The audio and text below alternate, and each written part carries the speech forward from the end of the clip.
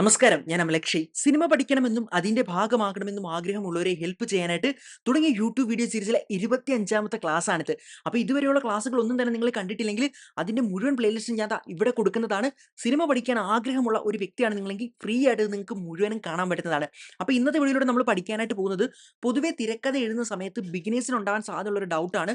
അതായത് പാട്ടിന്റെ ആ ഒരു സീൻ വരുന്ന സമയത്ത് അതിന് തിരക്കഥ എഴുതേണ്ട ആവശ്യമുണ്ടോ എന്ന്. അപ്പോൾ ഇന്നത്തെ വീഡിയോയിലൂടെ പാട്ടിന് എങ്ങനെയാണ് തിരക്കഥ എഴുതേണ്ടതെന്നാണ് നമ്മൾ പഠിക്കാനായിട്ട് പോകുന്നത്. അപ്പോൾ ഇതിനായിട്ട് നിങ്ങൾ മനസ്സിലാക്കിയിരിക്കേണ്ടത് 2 ടൈപ്പ് സോങ് ആണ് ഒരു സിനിമയിലുള്ളത്. ഒന്നെന്ന് പറയുന്നത് ഡ്രീം സീക്വൻസ് സോങ്ങും മറ്റേന്ന് പറയുന്നത് സിറ്റുവേഷൻ സോങ്ങും. അപ്പോൾ ഇന്നത്തെ വീഡിയോയിലൂടെ എന്താണ് ഡ്രീം സീക്വൻസ് സോങ്, എന്താണ് സിറ്റുവേഷൻ സോങ്, ഇതിൽ എങ്ങനെയാണ് തിരക്കഥ എഴുതേണ്ടത് തുടങ്ങിയ കംപ്ലീറ്റ് കാര്യങ്ങളാണ് നമ്മൾ ഇന്ന് പഠിക്കാനായിട്ട് പോകുന്നത്. അങ്ങനെയാണെങ്കിൽ നമുക്ക് വീഡിയോയിലേക്ക് കടക്കാം. സിനിമയിലെ പാട്ടുകൾക്ക് എങ്ങനെ തിരക്കഥ എഴുതണമെന്ന് നിങ്ങൾക്ക് പറഞ്ഞു പഠിപ്പിച്ചു തരാനായിട്ട് പയ്യെ എന്ന് പറയുന്ന സിനിമയിലെ 2 പാട്ടുകളാണ് ഞാനിവിടെ എക്സാമ്പിളായിട്ട് എടുക്കാനായിട്ട് പോകുന്നത്. അപ്പോൾ ആദ്യം തന്നെ നമുക്ക് പയ്യേലെ ഒരു പാട്ട് എക്സാമ്പിളായിട്ട് എടുക്കാം. അപ്പോൾ ഞാൻ ദാ ഇവിടേക്ക് വന്നിട്ടുള്ളത് മഴയത്ത് തമന്നയും കാർത്തിയും കൂടെ ഡാൻസ് കളിക്കുന്ന ഒരു അടിപൊളി പാട്ടാണ്. അപ്പോൾ നമുക്ക് ആ ഒരു പാട്ടൊന്ന് ജസ്റ്റ് പ്ലേ ചെയ്ത് നോക്കാം.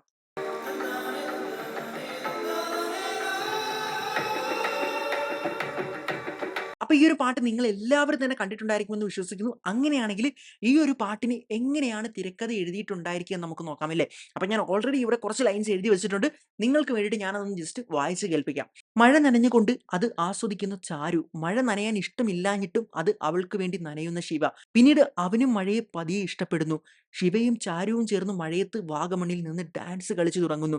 ഇങ്ങനെയാണ് നിങ്ങൾ ഈ ഒരു പാട്ടിന് തിരക്കഥ എഴുതാൻ ഉദ്ദേശിക്കുന്നതെങ്കിൽ ഇങ്ങനെയല്ല എഴുതേണ്ടത്. ഇത് നമ്പർ 1 ബ്ലണ്ടർ ആണ്.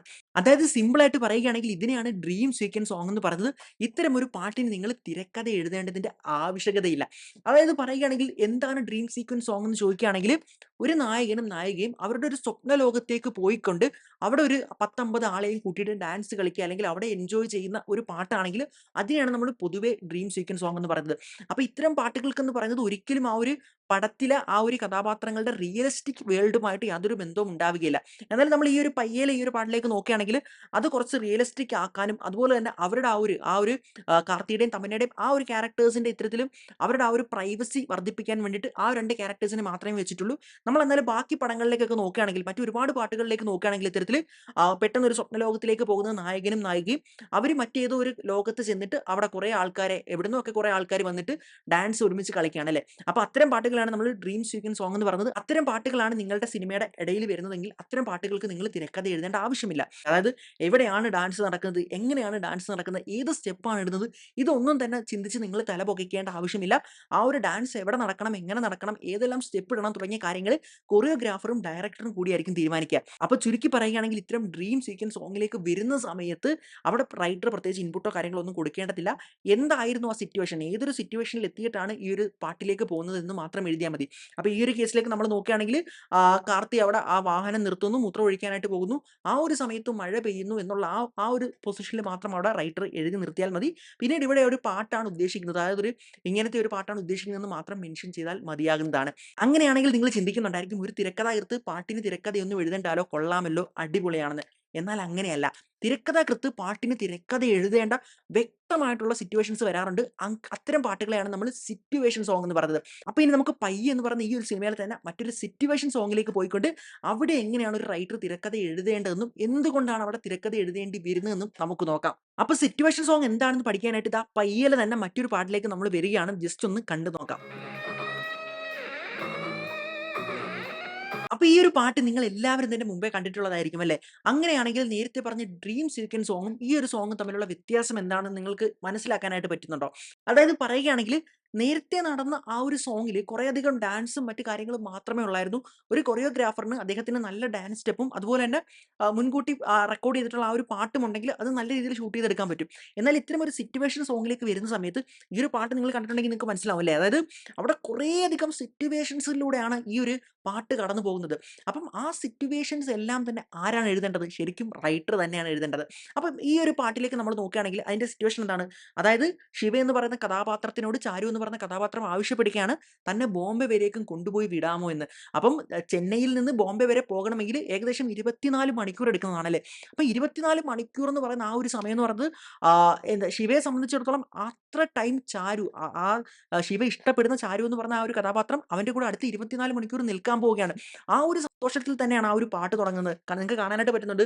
ചാരു കാറിൽ കയറിയതിന് ശേഷം വളരെ ഹാപ്പിയോട് കൂടി ശിവ വണ്ടി എടുത്തു പോകുന്നത്. എന്നാൽ അവിടെ ശിവയുടെ ഉള്ളിന്റെ ഉള്ളിലുള്ള ആഗ്രഹം എന്താണ്? അതായത് 24 മണിക്കൂർ മാത്രമല്ല, എത്ര നേരം ചാരു തന്റെ കൂടെ നിൽക്കുന്നോ അത്രയും ശിവ ഹാപ്പിയാണ്. അപ്പം ആ ഒരു ലോങ് ഡ്രൈവില് ശിവയുടെ അൾട്ടിമേറ്റ് ലക്ഷ്യം എന്ന് പറയുന്നത് എങ്ങനെ ഈ ഒരു യാത്ര വൈകിപ്പിക്കാം എന്നുള്ളതാണ്. അപ്പൊ നിങ്ങൾ നോക്കണേ കാണാനായിട്ട് പറ്റുന്നുണ്ട്. ശിവ എന്ന് പറയുന്നത് വളരെ ആ ഒരു ക്യാരക്ടർ എന്ന് പറയുന്നത് വളരെ മോശമായിട്ട് ആരെയും കൂസാതെ വളരെ അലമ്പോട് കൂടി ജീവിച്ചിരുന്ന ഒരാള് ഇപ്പൊ വണ്ടി ഓടിക്കുന്ന സമയത്ത് ചാരുവിന്റെ കൂടെയാണ് വണ്ടി ഓടിക്കുന്നത്. ആ ഒരു സമയത്ത് കൃത്യമായി ട്രാഫിക് റൂൾസും മറ്റും പാലിച്ചിട്ട് അതായത് നമുക്ക് കാണാനായിട്ട് പറ്റുന്നുണ്ട്. ആ ഒരു പാട്ട് തുടങ്ങുന്ന സമയത്ത് തന്നെ കുറെ ആൾക്കാർ റോഡ് ക്രോസ് ചെയ്യുന്ന നേരം അവിടെ നിർത്തി കൊടുക്കുകയാണ്. കാരണം ശിവയ്ക്ക് എത്രത്തോളം ആ ഒരു യാത്ര ലേറ്റ് ആക്കാൻ പറ്റുന്നു അത്രയും നല്ലതാണ്. അവൻ ഉള്ളിന്റെ ഉള്ളിൽ അത് ആഗ്രഹിക്കുന്നുണ്ട് അല്ലേ. അതിനുശേഷം കുറെ എത്രയോ സിറ്റുവേഷനിലൂടെ നമ്മൾ കടന്നു പോകുന്ന സമയത്ത് നമുക്ക് കാണാനായിട്ട് പറ്റുന്നുണ്ട്. കുറെ കുട്ടികൾ വരുന്ന സമയത്ത് അവർക്ക് ഐസ്ക്രീം വാങ്ങി കൊടുത്തിട്ട് ആ ഒരു ചാരുവിന്റെ മുമ്പിൽ എന്താ നന്മമരം കളിക്കാനായിട്ട് ശ്രമിക്കുന്നുണ്ട്. അതിനുശേഷം പോകുന്ന വഴിക്ക് ഒരു കാറ് കേടായി കിടക്കുന്നു. അവരെ ഹെൽപ്പ് ചെയ്യാനായിട്ട് വണ്ടി നിർത്തിയിട്ട് അപ്പൊ ഇതിന്റെ എല്ലാം ഉദ്ദേശം എന്ന് പറയുന്നത് മാക്സിമം ആ ഒരു യാത്ര സ്ലോ ആക്കുക എന്നുള്ളതാണ്. അപ്പം ഈ ഇൻസിഡൻസ് അതായത് നിങ്ങളാണ് ഒരു റൈറ്റർ എങ്കിൽ നിങ്ങൾ ഈ ഒരു സിറ്റുവേഷനിൽ ഒരു സോങ് എഴുതാൻ നേരം ചിന്തിക്കേണ്ടത് ശരിക്കും ശിവ എന്ന് പറയുന്ന കഥാപാത്രം എന്തെല്ലാം റീസൺസ് കണ്ടെത്തിയിട്ടാണ് ആ ഒരു എന്താ പറയുക ആ ഒരു യാത്രയെ സ്ലോ ആക്കാൻ സാധ്യതയുള്ളത്. അതെല്ലാം നിങ്ങൾ ചിന്തിച്ചിട്ട് ഒരു റൈറ്റർ അവിടെ എഴുതി വെക്കേണ്ടതുണ്ട്. ഇന്ന റീസൺസ് മൂലം. അതുപോലെ തന്നെ ഒരു ആള് മദ്യപിച്ച് റോഡ് ക്രോസ് ചെയ്യുന്ന സമയത്ത് പൊതുവെ സാധാരണ എല്ലാവർക്കും ദേഷ്യം വരും അല്ലേ. എന്നാൽ ശിവയ്ക്ക് ഒരു ദേഷ്യമില്ല. കാരണം ശിവ ആഗ്രഹിച്ച പോലെ എത്രത്തോളം അത് ലേറ്റ് ആവുകയാണ്. അങ്ങനെ വീണ്ടും നമ്മൾ ആ ഒരു സീനിലേക്ക് നോക്കുകയാണെങ്കിൽ അതായത് ചെന്നൈ മുതൽ ബോംബെ വരെ കാറിൽ ഒരു പ്രിപ്പറേഷനും ഇല്ലാതെ പെട്ടെന്ന് രണ്ടുപേര് യാത്ര ചെയ്യുകയാണെങ്കിൽ അവർ ഏതെല്ലാം സിറ്റുവേഷനിലൂടെ കടന്നു പോകുമെന്നുള്ളത് ചിന്തിച്ചുകൊണ്ട് ആ ഒരു പാട്ടിന് സിറ്റുവേഷൻസ് എഴുതേണ്ടതാണ്. ഇപ്പൊ നോക്കുകയാണെങ്കിൽ എന്തായാലും പെട്രോൾ അടിക്കാൻ പമ്പിൽ കയറണമെന്നുണ്ട്. അപ്പോൾ അങ്ങനെയാണെങ്കിൽ പെട്രോൾ പമ്പിൽ എന്തെല്ലാം കാര്യങ്ങൾ നടക്കാം, അവിടെ എന്തെല്ലാം സീനുകൾ എഴുതാം എന്ന് ചിന്തിക്കാൻ പറ്റുന്നതാണ്. അതുപോലെ തന്നെ ടോൾ ഗേറ്റ് കടന്നു പോകേണ്ടതുണ്ട്, അവിടെ എന്തെല്ലാം സിറ്റുവേഷൻസ് നടക്കാം. ഇത് പാട്ടിൽ മാത്രമല്ല അതിനുശേഷം സിനിമയിലും ആ ഒരു സീൻസുകൾ കൊണ്ടുവരാൻ പറ്റുന്നതാണ്. ഇനിയിപ്പോൾ നോക്കുകയാണെങ്കിൽ ഭക്ഷണം കഴിക്കാനായിട്ട് കയറാം, വസ്ത്രം മാറിയെടുക്കാനായിട്ട് കയറാം, എവിടെയെങ്കിലും സ്റ്റേ ചെയ്യണമെങ്കിൽ അതിന് കയറാം, ATM-ൽ നിന്ന് പൈസ എടുക്കാം. അപ്പോൾ ഇത്തരം സാധ്യതകൾ മനസ്സിലാക്കിയിട്ട് ഇനി ഒരുപക്ഷെ നമ്മൾ ചിന്തിക്കുമ്പോൾ കിട്ടാത്ത സാധ്യതകൾ മനസ്സിലാക്കണമെങ്കിൽ ശരിക്കും ചെന്നൈയിൽ നിന്ന് ഒരു പ്രിപ്പറേഷനും ഇല്ലാതെ ബോംബെയിലേക്ക് യാത്ര ചെയ്യേണ്ടതുണ്ട്. ശരിക്കും ഈ ഒരു പടത്തിന്റെ റൈറ്റർ അങ്ങനെ ചെയ്തിട്ടുണ്ടോ എന്ന് എനിക്കറിയില്ല. പക്ഷേ അങ്ങനെ ചെയ്യുന്ന റൈറ്റേഴ്സും ഉണ്ടെന്നാണ്. അപ്പോൾ ജസ്റ്റ് നിങ്ങൾക്ക് മനസ്സിലാക്കാനായിട്ട് പറ്റുന്നുണ്ടല്ലേ. അതായത് ഈ ഒരു പാട്ടിൽ കുറേയധികം സിറ്റുവേഷൻസ് അതായത് കുറേയധികം ഇൻസിഡൻസ് നടക്കുന്നുണ്ട്. അപ്പോൾ ആ ഇൻസിഡൻസ് എല്ലാം എന്താണെന്നും അതെങ്ങനെ നടക്കുമെന്നും എങ്ങനെ ആയിരിക്കും എന്നുള്ള കഥയെല്ലാം തന്നെ ഒരു റൈറ്റർ കൃത്യമായിട്ട് എഴുതേണ്ടതുണ്ട്. അപ്പം ആദ്യം തന്നെ നിങ്ങളിതൊരു പ്രോപ്പറായിട്ടൊരു തിരക്കഥ ലൊക്കേഷനും എല്ലാം എഴുതിയിട്ട് ചെയ്യണമെന്ന് നിർബന്ധമില്ല. പകരം ഇത്തരത്തിൽ എന്തെല്ലാം സിറ്റുവേഷൻസ് ആണ് നടക്കാൻ സാധ്യതയുള്ളതെന്ന് നോട്ട് ചെയ്താൽ മതിയാകും. അപ്പം ഞാൻ ജസ്റ്റ് ഈ ഒരു പാട്ടിന്റെ കുറേ സിറ്റുവേഷൻസ് നോട്ട് ഡൗൺ ചെയ്തിട്ടുണ്ട്. അത് നിങ്ങൾക്ക് ജസ്റ്റ് ഒന്ന് പറഞ്ഞു കേൾപ്പിക്കാം. തന്നെ ബോംബെയിലേക്ക് കൊണ്ടുവിടുമോ എന്ന് ചോദിക്കുന്ന ചാരു. ഉള്ളിലെ സന്തോഷം പുറമേ കാണിക്കാതെ അവളെ കാറിലേക്ക് കയറ്റുന്ന ശിവ. ചാരുവിനൊപ്പം സമയം ചിലവഴിക്കാനായതിൽ അവൻ ഏറെ സന്തോഷവാനാണ്. അവൾക്കൊപ്പം ചിലവഴിക്കേണ്ട സമയം പറ്റുന്നത്ര വൈകിപ്പിക്കുക എന്നതാണ് ശിവയുടെ ആഗ്രഹം. ഇതിനായി വഴിയിൽ എന്തെല്ലാം അവസരങ്ങൾ ഉണ്ടെന്ന് അവൻ നോക്കി. വഴിയിൽ വാഹനം കേടായി നിൽക്കുന്ന കുടുംബത്തെ സഹായിക്കുന്നു. ഇതിലൂടെ അവന്റെ പ്രവൃത്തി ചാരു നോക്കിക്കാണുന്നു. റോഡ് ക്രോസ് ചെയ്തു പോകുന്നവർക്ക് വേണ്ടി വണ്ടി നിർത്തി വഴി ഒരുക്കി കൊടുക്കുന്നു. അവന്റെ പ്രവൃത്തികൾ കൗതുകത്തോടെ നോക്കുന്ന ചാരു. പിന്നാലെ വരുന്ന വണ്ടികളെ മുഴുവൻ കടത്തി വിട്ടുകൊണ്ട് ശിവ പതിയെയാണ് വണ്ടി ഓടിക്കുന്നത്.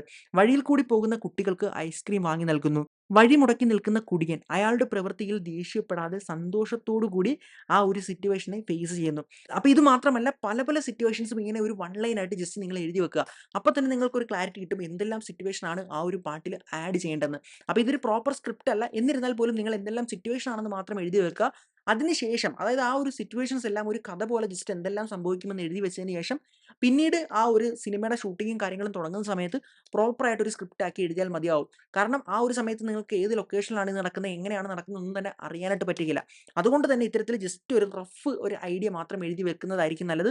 പിന്നീട് ആ ഒരു ഷൂട്ടിംഗ് ഒക്കെ തുടങ്ങുന്ന സമയത്ത് അതിനനുസരിച്ച് കൊണ്ട് ആ ഒരു സിറ്റുവേഷൻ അനുസരിച്ച് കൊണ്ട് അതിനെ ഒരു പ്രോപ്പർ സ്ക്രിപ്റ്റ് ആക്കി മാറ്റിയാൽ മതിയായിരിക്കും. അപ്പോൾ ഈ ഒരു കേസിലേക്ക് വരുന്ന സമയത്ത് കുറച്ചുകൂടി ആ ഡയറക്ടറിനോടൊക്കെ കൂടുതൽ കമ്മ്യൂണിക്കേറ്റ് ചെയ്തിട്ട് എങ്ങനെയാണോ ആ ഒരു കാര്യങ്ങൾ നടക്കാൻ പോകുന്നത് ആ ഒരു രീതിക്ക് അനുസരിച്ച് ചെയ്യാൻ പറ്റുന്നതാണ്. അപ്പോൾ ഇവിടെ പ്രധാനമായിട്ടും ഒരു സിറ്റുവേഷൻ സോങ് എഴുതാൻ നേരം നിങ്ങൾ മനസ്സിലാക്കേണ്ടത് അതായത് അവിടെ എന്തെല്ലാം സിറ്റുവേഷൻ ആണ് നടക്കുന്നതെന്ന് നിങ്ങൾക്ക് മനസ്സിലൊരു ധാരണ ഉണ്ടായിരിക്കണം. ആ സിറ്റുവേഷൻസ് ആയിരിക്കണം നിങ്ങൾ ആ ഒരു സോങ്ങിൽ എഴുതി വെക്കേണ്ടത്.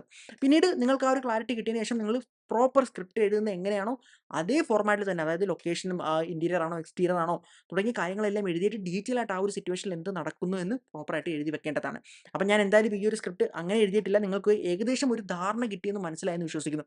അങ്ങനെയാണെങ്കിൽ ഞാൻ 1, 2 സിറ്റുവേഷൻ സോങ്ങിന്റെ എക്സാമ്പിൾ കൂടി നിങ്ങൾക്ക് തരാം. അതുകൂടി കേൾക്കുമ്പോൾ നിങ്ങൾക്ക് എന്താണ് സിറ്റുവേഷൻ സോങ് എന്ന് നല്ലൊരു ധാരണ കിട്ടുന്നതായിരിക്കും. യെസ്. അപ്പൊ ഹാപ്പിയിലെ ഈ ഒരു പാട്ട് നിങ്ങൾ എല്ലാവരും തന്നെ കണ്ടിട്ടുണ്ടായിരിക്കും അല്ലേ? അപ്പൊ ഈ ഒരു പാട്ടിന്റെ പ്രത്യേകത എന്താണ്? ഈ ഒരു പാട്ട് നടക്കുന്ന സമയത്ത് കുറേയധികം സിറ്റുവേഷൻസ് അല്ലെങ്കിൽ കുറേയധികം ഇൻസിഡന്റ്സ് അവിടെ നടക്കുന്നുണ്ട്. അപ്പൊ ഈ ഇൻസിഡന്റ്സ് എന്ന് പറയുന്നത്, അതായത് 2 കഥാപാത്രങ്ങളും അങ്ങോട്ടും ഇങ്ങോട്ടും, അല്ലു അർജുന്റെ കഥാപാത്രവും ജലീലയുടെ കഥാപാത്രവും അവർ തമ്മിൽ ഫൈറ്റ് ചെയ്യുന്ന സമയത്ത് അവർ കുറേ കാര്യങ്ങൾ അവിടെ ചെയ്യുന്നുണ്ട്. അപ്പം ആ കാര്യങ്ങൾ എന്തെല്ലാമാണെന്നുള്ളത് ആ ഒരു ഇൻപുട്ട് കൊടുക്കേണ്ടത് റൈറ്ററാണ്. അപ്പോൾ ഇത്തരത്തിൽ ഈ പറയുന്ന രീതിയിൽ ഇതൊരു സിറ്റുവേഷൻ സോങ് ആണെന്ന് നമുക്ക് മനസ്സിലാക്കാൻ പറ്റുന്നതാണ്.